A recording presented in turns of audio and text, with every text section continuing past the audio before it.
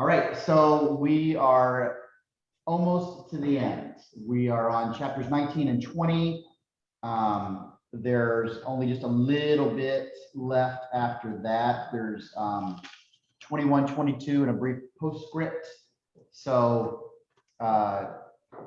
we wanted to kind of savor and not push all the way. So while this is a little bit shorter than what we've read in a while, only being 2 chapters, there's a ton in it and much to think about and talk about. So let's just recap very briefly where we are. Remember that Ransom has been brought to Medalorn, and he has now been presented to Oyarsa, and he has been speaking, in one sense, confessing to Oyarsa about the corruption of humanity, including himself. And it's basically said, you know, the best thing you could do would be to kill all 3 of us humans who are here on Malacandra. And Oyarsa is not currently willing to do that, for they are now of a different Oyarsa, and that is a grave thing to do. We talked about a little bit of the interaction where Rance was understanding more about the position in the heavenly cosmos, theologically, philosophically, of Earth, or Thalcandra, the silent planet. We talked some last week to just make sure we were on the same page about who is the Oyarsa of Earth, and it's Lucifer, it's Satan. The heavenly spiritual power is the bent one, which is why Earth is silent to all the other planets. In our fallenness, we have been kind of quarantined, so to speak, as Lucifer has been chained to the airs of this Earth. Now, as much as Oyarsa knows and understands heavenly mysteries that we can barely conceive of, there's lots of stuff about Thalcandra that Oyarsa doesn't know. Ransom was just about to explain some more when they were interrupted by a procession, which is how that the previous chapter ended and how our chapter today begins. So what was the procession? It was a funeral. Right? So it's kind of a combination. Well, it was not quite a funeral because they had the 2 captives also. That's right. So it's kind of a combination of a funeral procession and the prisoners in captivity. So Divine and Weston have been captured, and they are brought forward to Oyarsa, as well as the bodies of 3 fallen Hrassa, including Huey. So we knew that based off of this description, we saw Huey killed by a rifle from a distance out of nowhere. How did the other 2 Hrassa die? It's mentioned somewhat. A hunt? Yeah, so at some point, while the Hrassa were trying to apprehend Divine and Weston, those other 2 were killed. We don't know exactly how that happened, but there doesn't seem to be blame attached for those other 2 by the Hrassa, in the sense of, you know, kind of all's fair in love and war, maybe. If we were hunting you and you hunt me back, that seems fair and appropriate. Just like the Hnakra, a dangerous opponent and you might die. But the death of Huey was unprovoked. It had nothing to do with them being hunted. It came out of nowhere, and there's just no justifying it. So if our last chapter had the view of of a courtroom where there was someone in the witness chair, someone in the dock, and it was Ransom sort of representing humanity as well as himself. Well, this chapter has kind of a similar setting, but a different witness. Who's the witness this time? Ransom. Yeah, it's mostly Weston, but in a similar way, it's kind of a parallel because I think Weston is also representing humanity as a whole, as well as himself in particular. So kind of the same thing that Ransom did, but just in his own way. So early on, what are some of the differences between the way that Ransom is on the witness stand in chapter 18 and Weston is on the witness stand in chapter 18?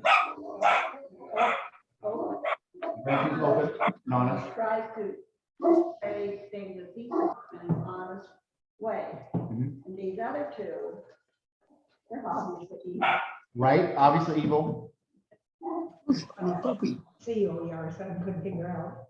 Who they were talking to. Yeah, for the longest time. No, Divine said, well, loudspeaker, Western.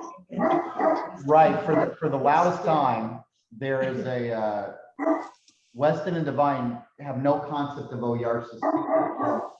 It's a matter of it's a loudspeaker or it's a ventriloquist act by a medicine man. Right? So fundamentally, there's a difference in perspective from the witness stand, even though the kind of the exterior looks the same as last chapter. Ransom is coming in fully convinced, honest and humble. Weston and Divine, what are some of the things that they do that sort of show how they perceive the situation? Because they don't see it as a trial. They see it as something, I think, a little different. Well, they look at it as being, it says right here, they don't understand really what they're facing. They think Right. it says they don't even understand the speech they hear. They see it's ventriloquism. Right? And that they consider themselves about being amongst savages, people who Right. are, not people, but just savage creatures. Yeah, I think that's maybe the key component. They are still convinced that the Mitochondrians are extraordinarily primitive, Stone Age primitive, to the degree that they're really subhuman. Now, they aren't human because they're different, but that's one of the things we'll kind of get into the philosophy of as Oyarsa is trying to get something out of Weston to explain Weston's motivations. That he's not recognizing the now, the sentient, intelligent being and soul that is common to humanity and the Harasa and the Fippeltriggi and the Sorns and the Eldili. I mean, all of them. But that's not how Weston and Divine are seeing things. They're seeing themselves as captured by childlike savages, and potentially even subhuman. Weston particularly, he's Right. so defensive. What are some of the things he actually does or says? Great big, Well, great big head man in the sky, send us, we're not afraid. Yeah. We've got this real awful, like,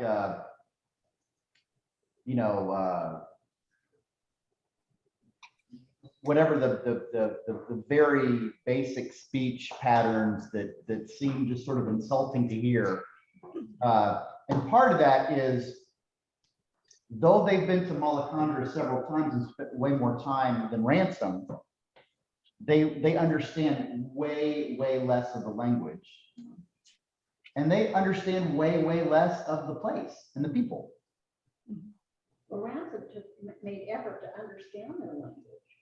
He literally took lessons from That's right. creatures as to how their speech and being able to communicate with them. That's right. So rather than seeing Malacandra as a, you know, a place of resources to exploit, he found people, even though they were different than him. And so he really opens himself. He wants to learn the language. By learning the language, he learns something about the culture. By learning the culture, he learns something about them.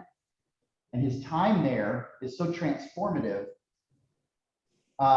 Remember the description he gives of the captives when he first sees them? Did you catch that? The He captain. doesn't recognize them. Oh, right. Oh, that's right. Physically, he had changed. Yeah, So he's looking at them with Malacandrian eyes. right. He's now become so enmeshed in the culture and in that way of thinking. For the first time, he gets a glimpse of how humans look to them. And as he's describing them with the stumpy legs that don't look like legs and the square head that's all out of proportion, isn't that funny that after this time, it's so affected him that even looking at humanity seems foreign for a moment. And that's just kind of a neat thought. Even Divine finally gets a picture of Weston and tries to get him to desist. And Weston says, intimidate them. Right, right. So there seems to be almost a playbook that Weston is drawing from. And I'm reminded of kind of a cross between, you know, meeting people on an unexplored island versus, you know, buying Manhattan for beads from the Indians. You know, he's got it in his head like, well, there's a way that you deal with this. And what you do is you intimidate them and you yell at them a lot. You find out who the real person is who's talking. In this ventriloquist act, you kind of break the spell and then you regain control because, you know, we're smarter, we're more capable. And We're human and they're subhuman. yeah, they're subhuman. So as long as we keep asserting ourselves, it'll eventually work out. Even tries bribery with a necklace. Yeah, that's probably the best part. Can you picture what the whole necklace scene looked like? Mhm. Like a fool. Right, and it's almost embarrassing to think like, okay, well done, humanity, well done. Way to completely make a fool of yourself. And he just keeps doing it and doing it and doesn't recognize the laughter for what it is, thinks that, well, if I keep doing it, eventually they'll break down. And that kind of ends in the comical figuring, I know who the real voice is. It's this old sleeping Harasa next to me. And the poor guy who just wanted a nap and winds up getting the beads over his head and shouted at until he eventually wakes up and embarrassed. Yeah, he leaves kind of embarrassed that he fell asleep.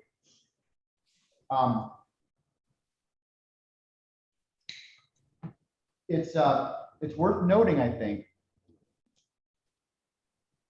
that this kind of trial of humanity, and this is something that happens periodically in science fiction, and you know, the first contact with new worlds or new species.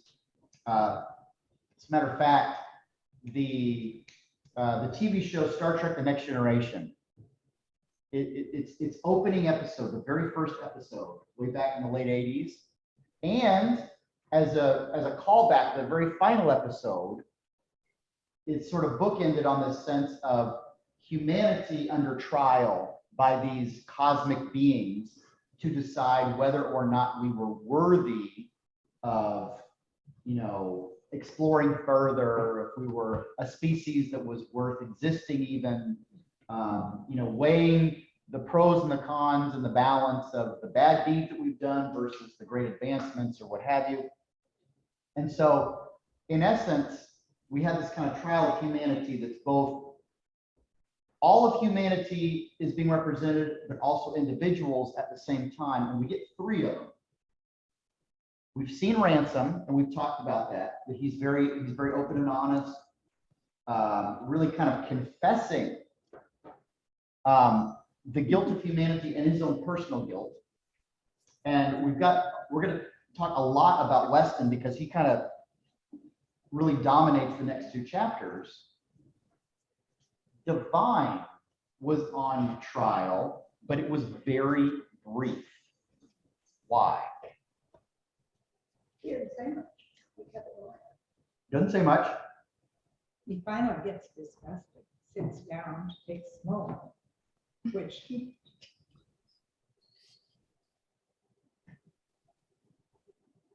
I think it takes to the end of our reading, I think in chapter 20, for Oyarsa to finally kind of describe the difference between the two bad men and why I think Divine has very, very little to offer in this trial. Do you remember how he distinguishes the two? The gold. Mm. He was after the. Divine is after the gold. We kind of knew that. We sort of knew that he's motivated by greed.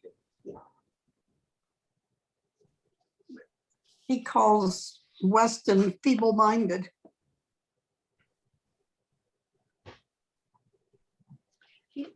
Oyarsa says that Weston is bent, but Divine is broken.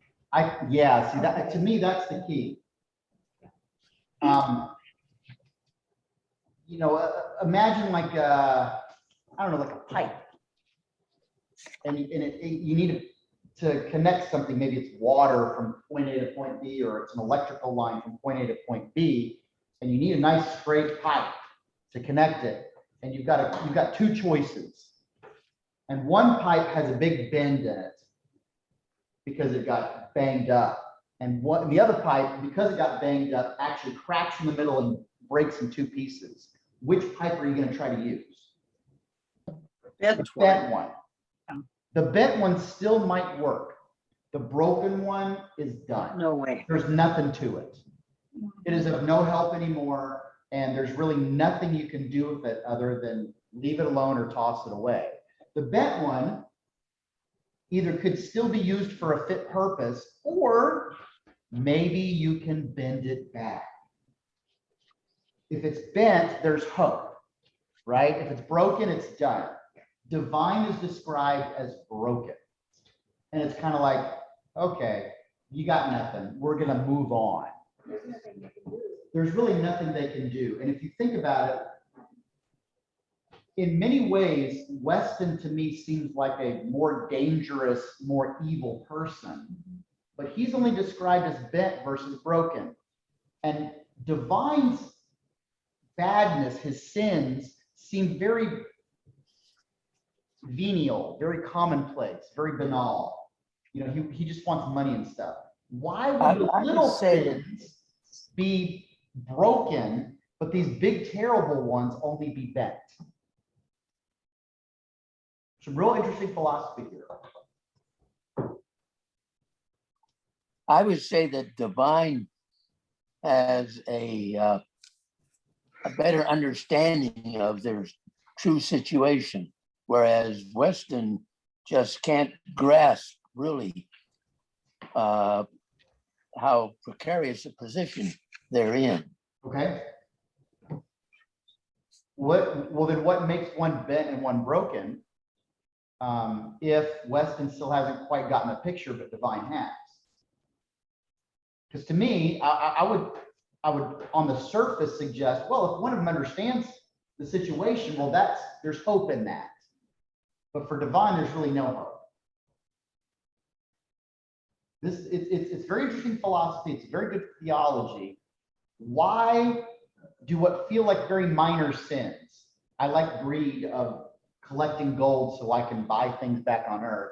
Why does that seem more final and catastrophic to their fate than Weston, who seems like he would be perfectly fine with genocide, wiping them all out?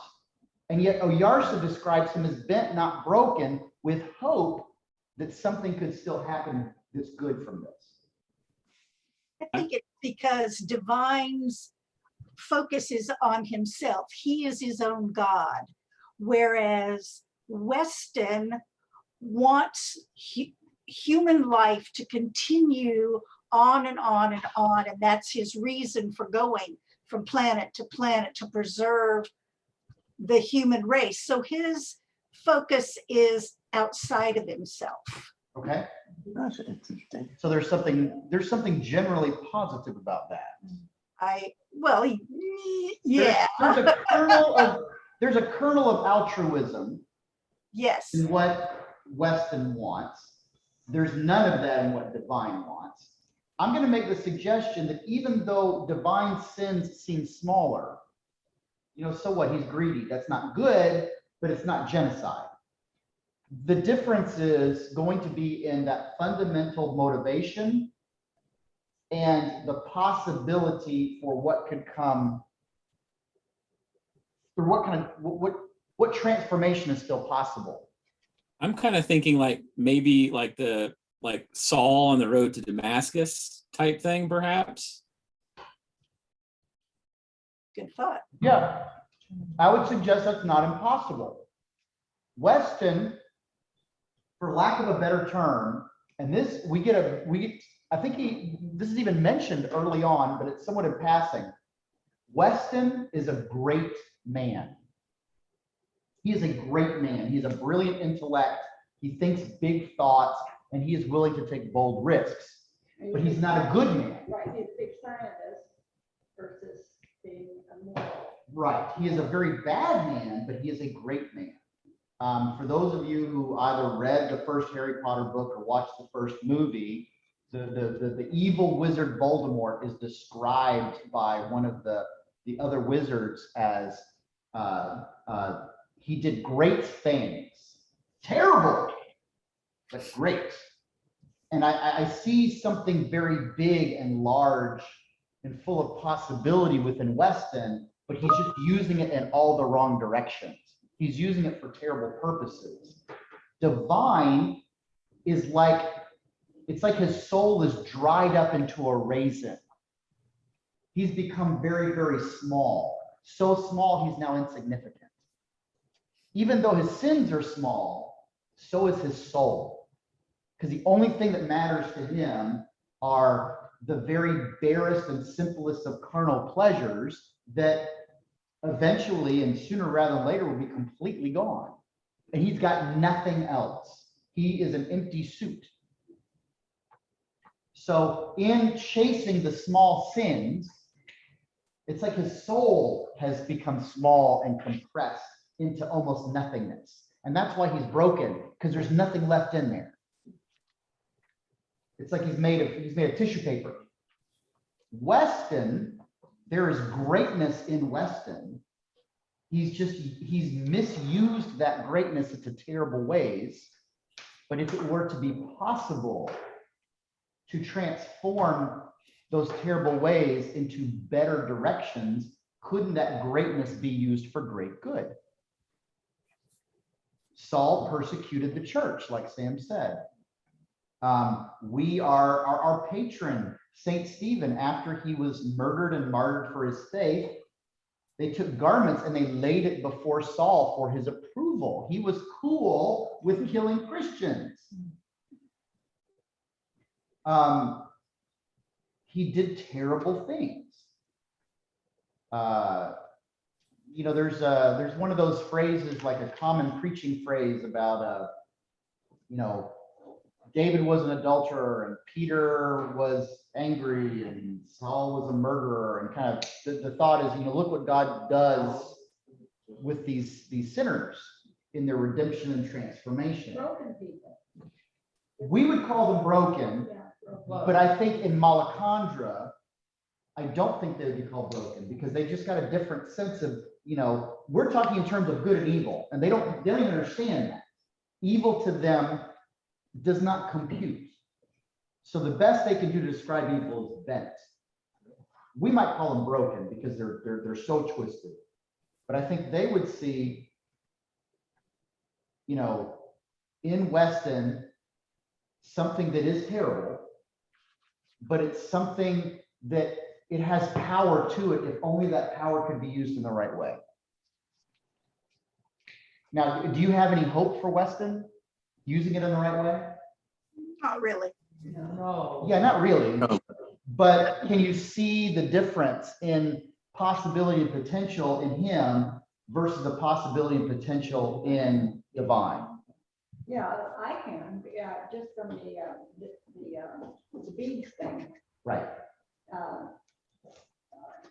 Divine was jumping around the beads, and Weston just looked at it and recognized right away that it was foolishness. Other way. Weston has the bead. I mean, yeah, yeah. Right. I just, stuff, yeah. Pretty beads.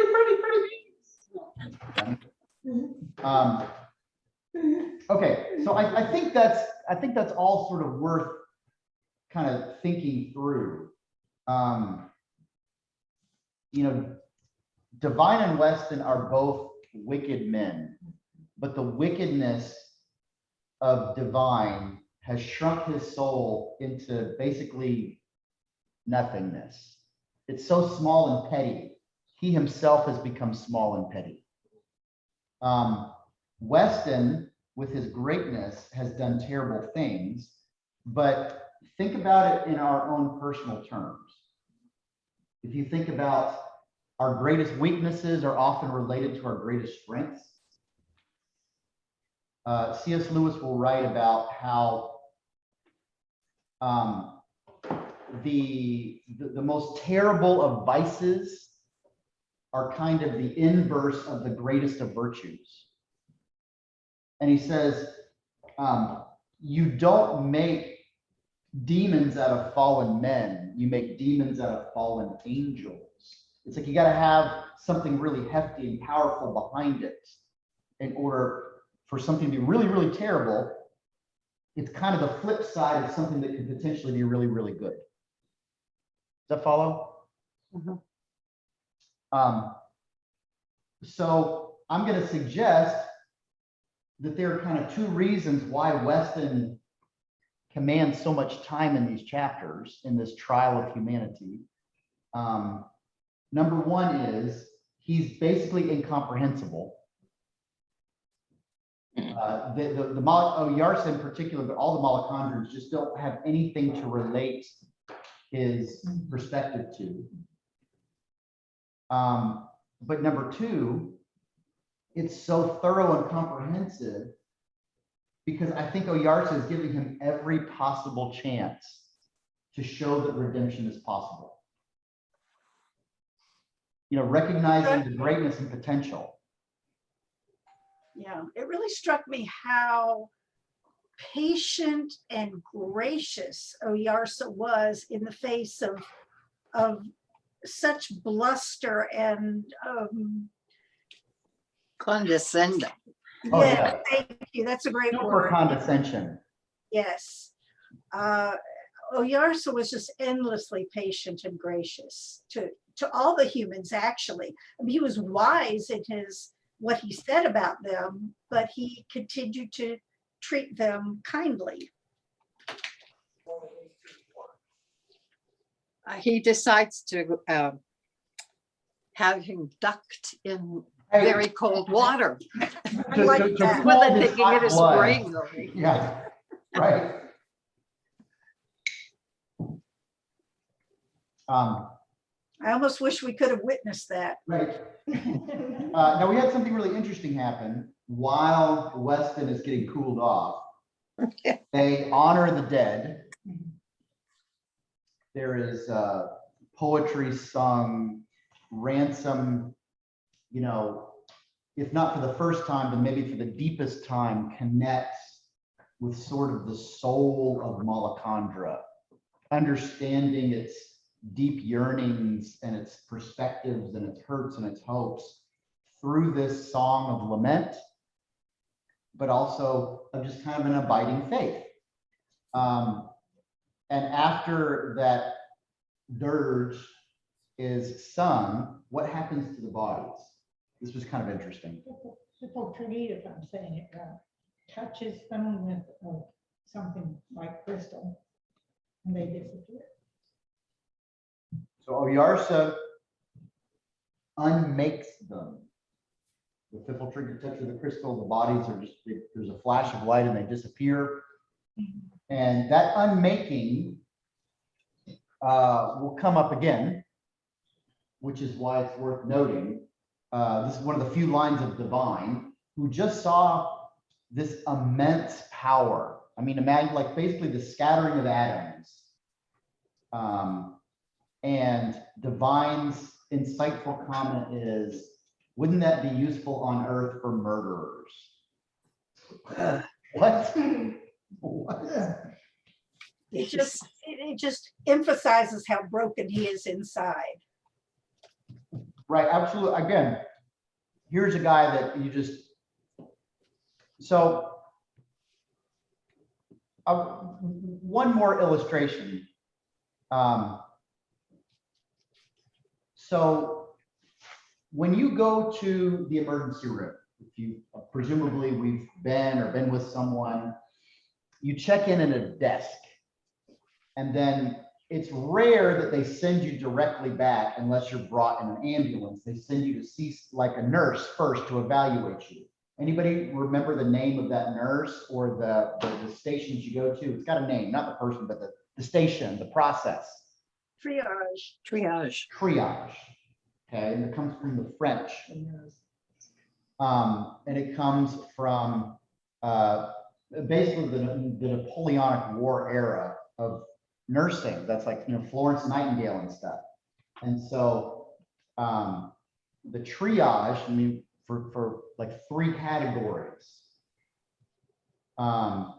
The idea is you go into triage and they take a quick assessment to see how serious your condition is.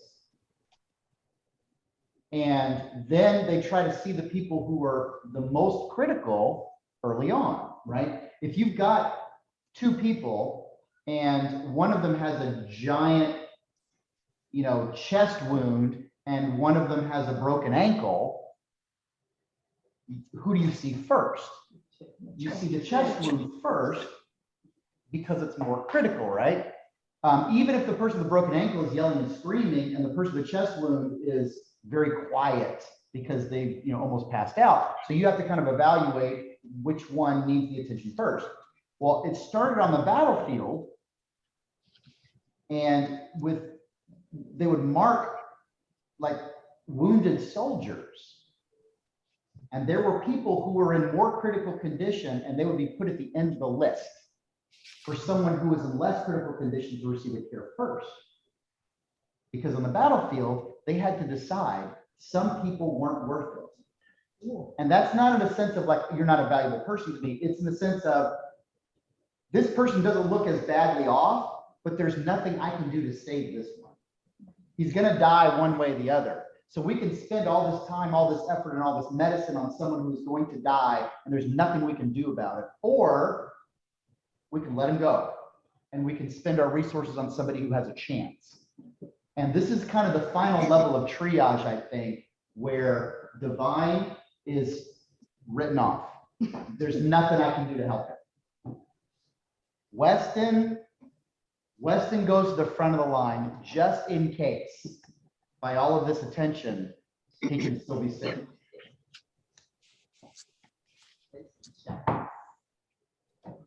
Okay. Poor Weston got dipped 14 times. They just wanted to be really thorough. They were a little bit confused about what Oyarsa wanted, and they figured better to do more than less. But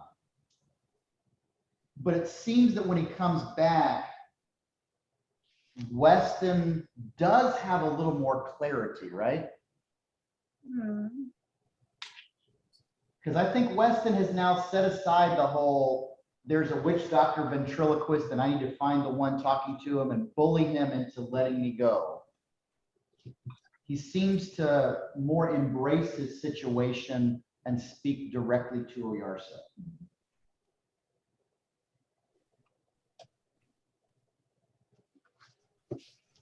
But he's no less blustery.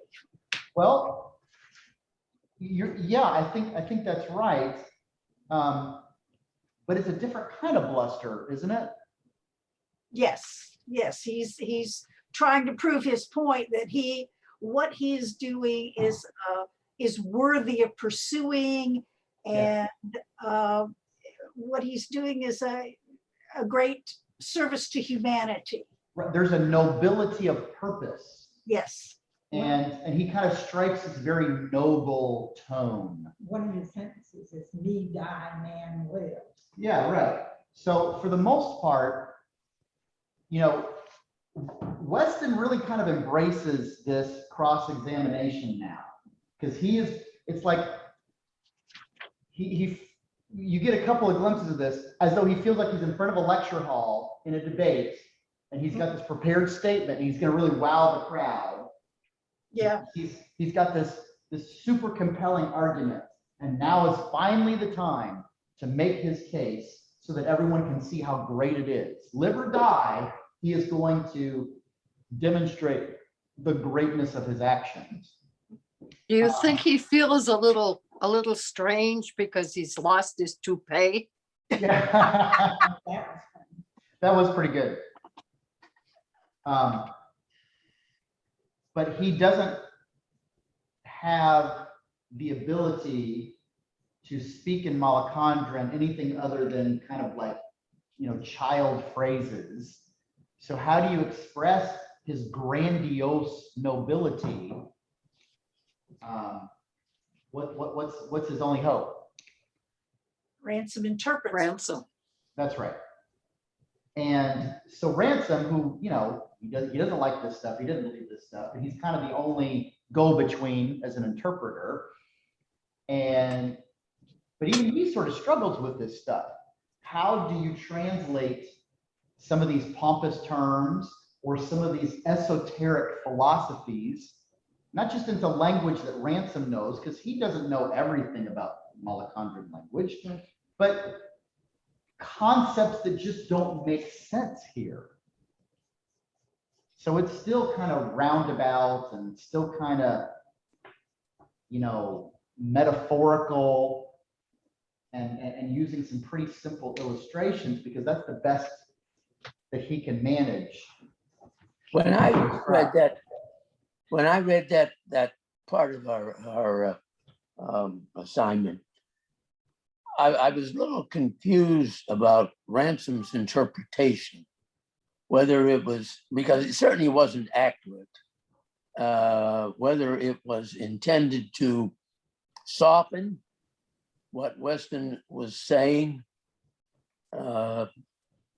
or whether he didn't really grasp the totality of Weston's approach. But Give there me was a for something instance wrong so we with can the look at it. translations. They weren't accurate. Tom, give me a for instance so we can look at it. What do you say? Give him, for instance, so we can look at it. Well, that whole section there of his translations. When I get to the right Okay, page. all right. I'm going to pick a section. You tell me if this fits, okay? So Weston continues. Life is greater than any system of morality. Her claims are absolute. It is not by tribal taboos and copybook maxims that she has pursued her relentless march from the amoeba to man and from man to civilization. And Ransom translates that living creatures are stronger than the question whether an act is bent or good. No, that cannot be right. He says it is better to be alive and bent than to be dead. No, he says, I cannot say what he says, Oyars, in your language, but he goes on to say that the only good thing is that there should be very many creatures alive. He says there were many other animals before the first men, and the later ones were better than the earlier ones, but he says the animals were not born because of what is said to the young about bent and good actions by their elders, and he says these animals did not feel any pity. Is that an example of what you mean? Pretty much. Okay, I would say it's not so much about Ransom not understanding Weston. I think he understands Weston very well. I think it's a limitation of the Malacandran vocabulary. And I think it's a limitation of them not understanding some of the basic concepts. They don't have, they're not debating in Malacandra various economic systems and which is preferable. They just simply work and eat and do their tasks and give to others. And so as he's talking about, you know, kind of the nobility of purpose and things, I think Ransom is struggling to explain the concept as best as possible. You know, how do you explain? Explainable. Yeah, well, how do you explain a 4-dimensional object in a 3-dimensional world? Maybe. So, I mean, I think Ransom gets Weston perfectly well. The trouble is in the explanation. Now, there may be a couple of interpretations, maybe early on, that we might say aren't as accurate as they could have been. Like it almost sounds uncharitable the way he puts it. And while I do think there's some interpretation from Ransom, and maybe even some judgment there, maybe some of that judgment's fair. And maybe you can't take at face value everything that Weston says. I mean, not that Weston's lying, because I don't think Weston does lie. I think he's probably scrupulously truthful, but more in the sense of he's trying to explain these concepts of how it's, you know, better and greater, that the stronger dominate the weak, and that you destroy and get rid of others in order to, you know, perpetuate yourself.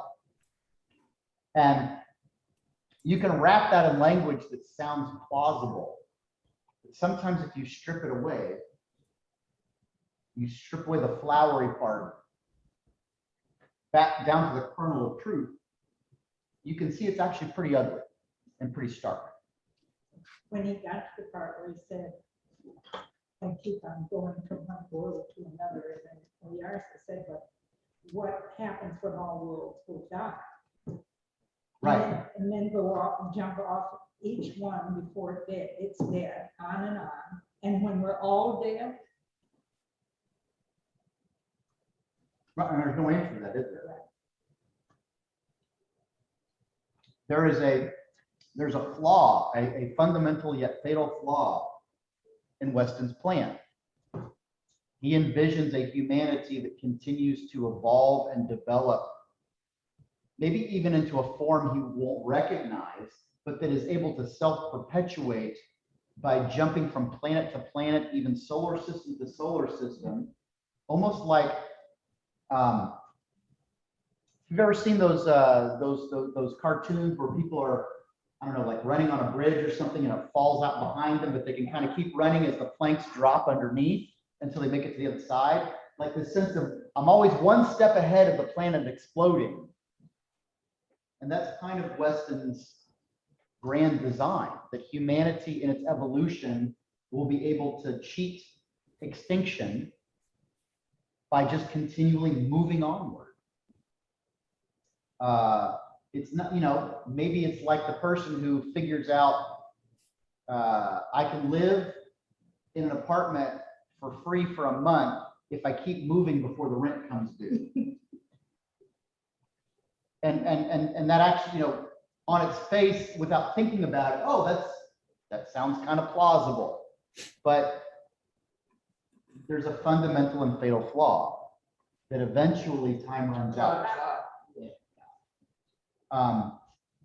Eventually all worlds, not just worlds in a sequence that you can keep skipping to the next one.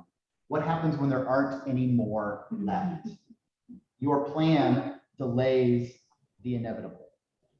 and he asks him, have you wondered why we didn't come rescue, I don't know how he meant that, to Belcondo, to Earth, because we're way older than you are. Right. You didn't know how, and he told him he was wrong. Right. Weston has come to Earth as though it's a fresh starting place.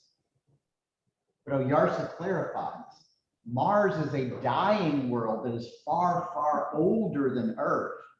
And I want you to think about this, that we didn't try to jump to Earth to extend our life and civilization.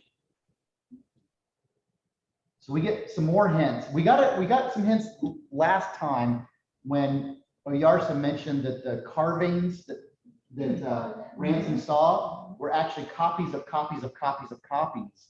And that the one that he looked at was carved maybe when humanity or the earth was still forming. So how much deeper into history was Mars and its civilizations? So Mars is a planet on its, final hours in comparison to Earth. You're so ignorant of the situation. You think you're jumping to a new place and you're jumping to an even older one. And yet there's wisdom in its age to say we know what life is and that life has in this physical plane or reality a beginning and an end. And it's by fighting that beginning and the end, you fill your life with sorrow and pain and evil.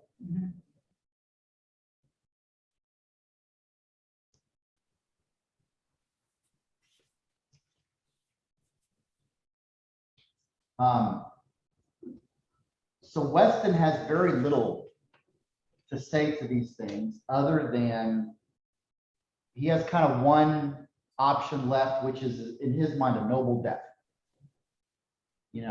I strove for greatness and I died in the attempt, but more will come. So that theme, that goal will live on past me.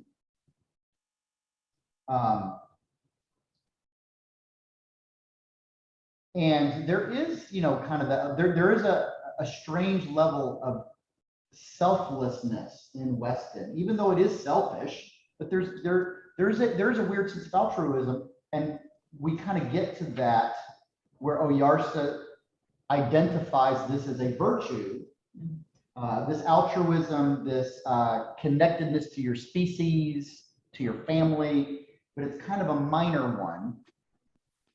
But Weston has put everything onto this one virtue to the exclusion of all others. In essence, he is chosen very poorly.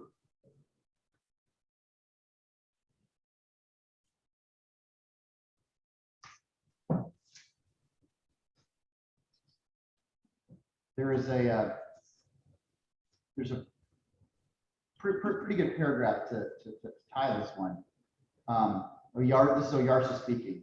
I see now how the Lord of the silent world has bent you.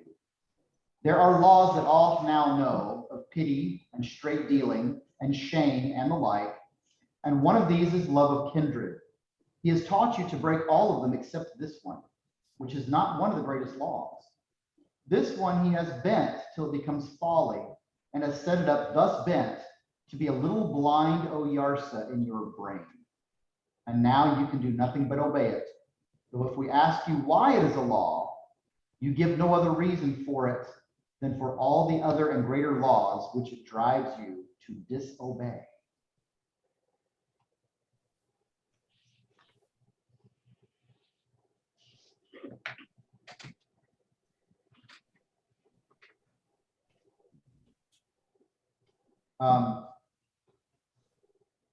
That is sort of the nutshell of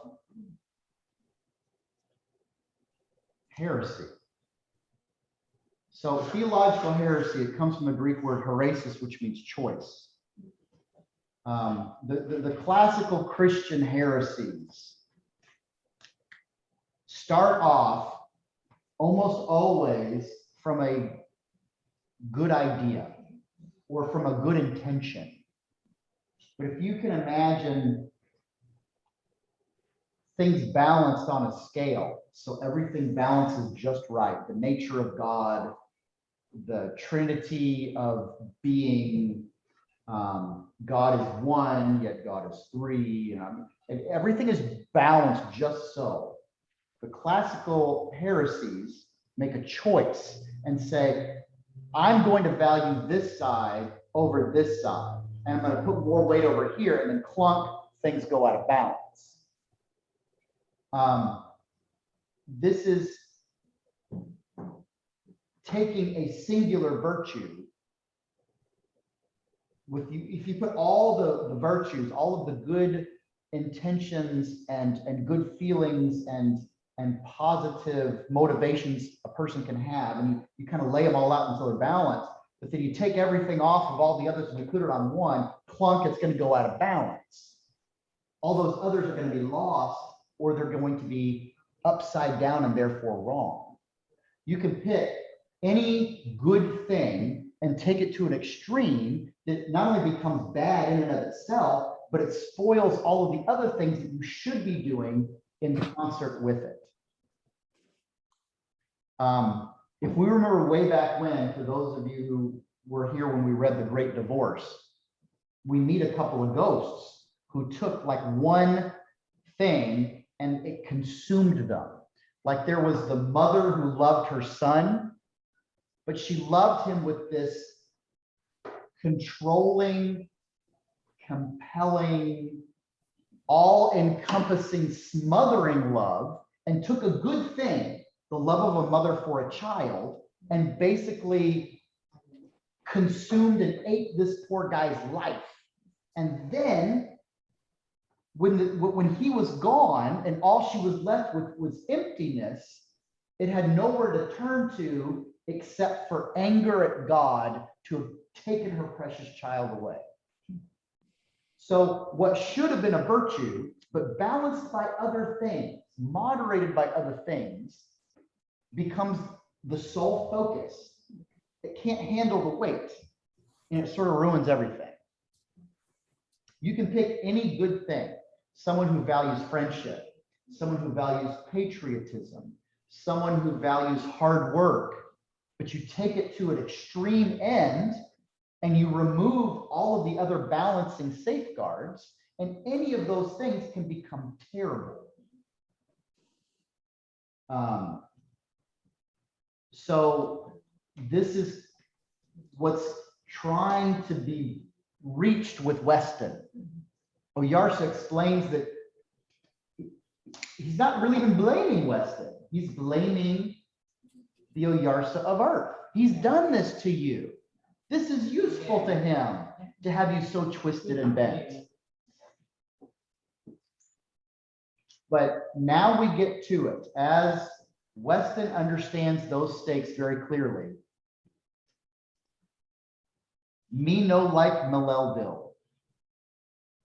Me like the bent one. Because the bent one fights and he strives and he struggles. And there is our retelling of better to rule in hell than to live in heaven.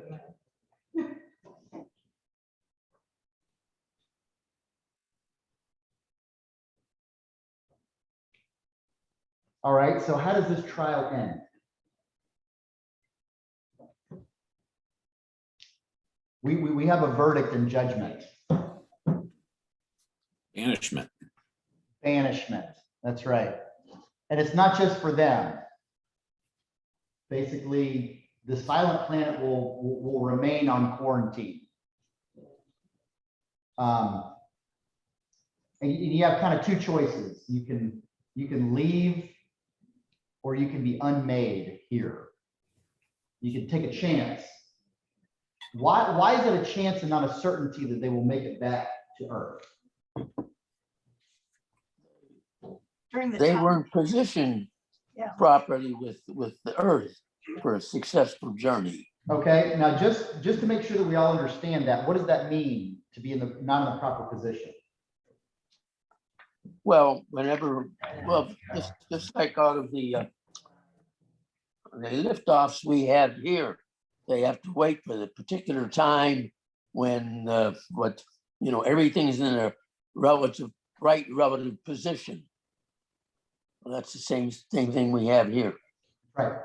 At that particular time, the Earth wasn't aligned properly with them. Right.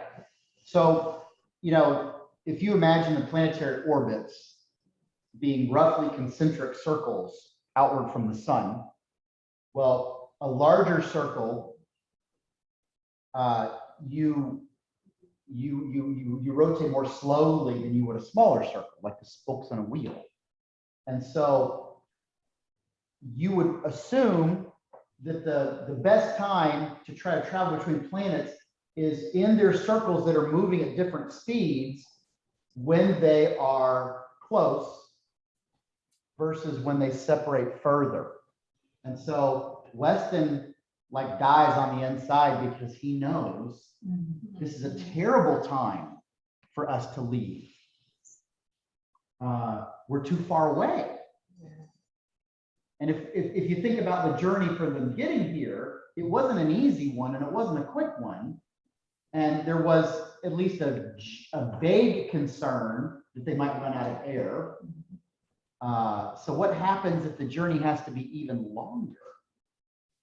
So this is now, you know, what percent of a chance is this even going to be successful? And he seems to think the math is almost impossible. But they're gonna run out of oxygen.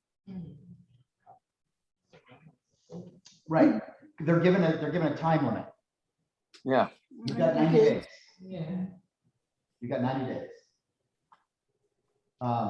And again, since earlier on, Weston assumed that this, you know, these were primitive people who couldn't possibly conceive or understand what was happening.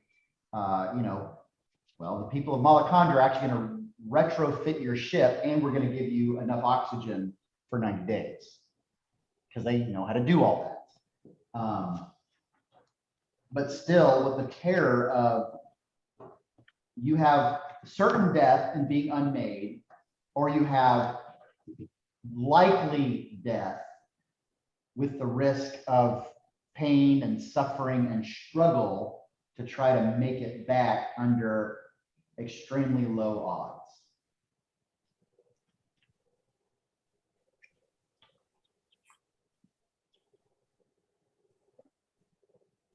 So what do they choose? We're gonna do, we're gonna try and return to Earth.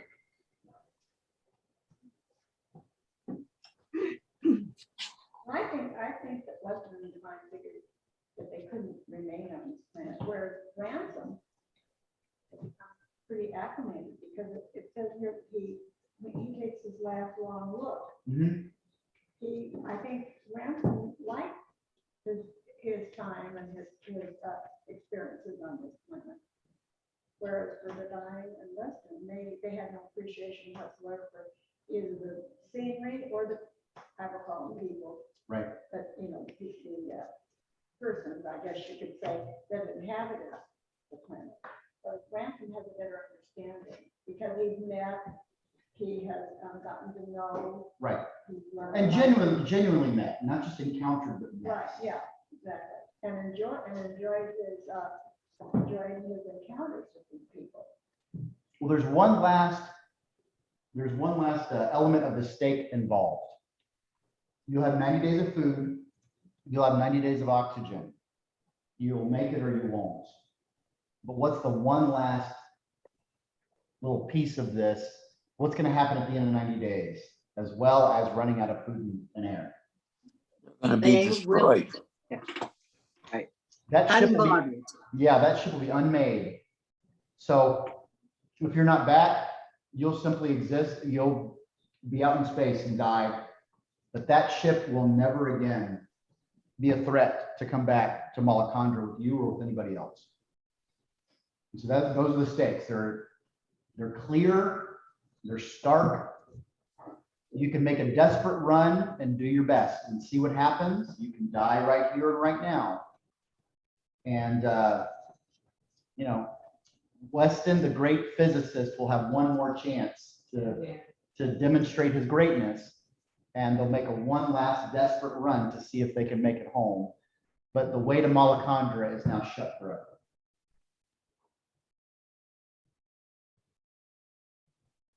All right, what else? Anything else about the chapter? Well. He wants to talk to Ransom. Ah, before you go, that the things that Ransom knows that Oyarsa almost got to hear, but they've been interrupted by this procession. Well, that's what we're gonna get next. So remember, as much as Oyarsa understands about the workings of the universe that we can't comprehend, what's happened on Earth since the fall is a complete mystery. And so now that he has the chance to hear, Oyarsa wants to know.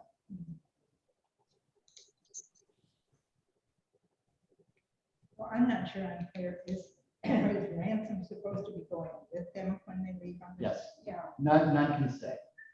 If he stays, he will be unmade. And he kind of weighs that, like, well, maybe I should, but he decided to go back. He was even So- willing to be unmade. Right, and that's been the way since his trial started. He kind of acknowledges, now that I have seen unblemished worlds and how people ought to live, I recognize just how bent humanity is. So if my fate is to be unmade, I deserve it.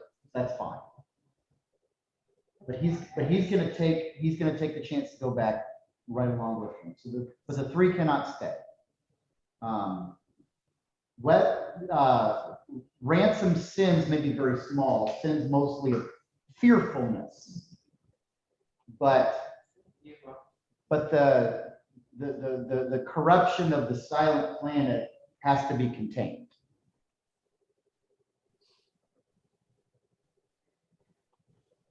Okay, anything else?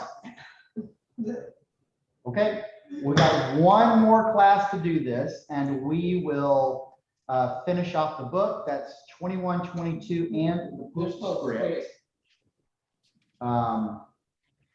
And we will have stuff to talk about for next Wednesday. We'll take a break before we do anything else because I'm worn out. I And don't understand why I'm just going for really late. so we'll take a little break and we can think about what we want to do next. We can talk about what we want to do next and give ourselves time to figure out what that will be.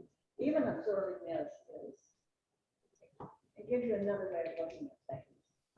Absolutely. What's amazing to me is C.S. Lewis, and as far as I'm concerned, in this book, he's addressing the problem of man's inhumanity to man, Yes. and man not even recognizing men who are different than himself as being less than human or being, they look at the American Indian, as, Sure.